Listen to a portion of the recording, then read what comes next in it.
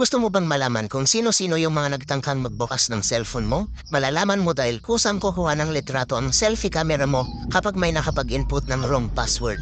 Kung gusto po ninyong malaman kung paano sundan lang po ninyo ito, pumunta po kayo sa inyong Play Store at i-download po ninyo ang Hidden Eye Intruder Selfie. Pag na-download na po ninyo, pindutin po ninyo ang Open. Pindutin po ninyo ang Next. Pindutin ang Enable Hidden Eye. Pindutin ang Go to Setting. I-toggle on po ninyo ang Draw over other apps and i-back po ninyo. And pindutin ang Next. Pindutin ang Allow. Pindutin ang Cancel.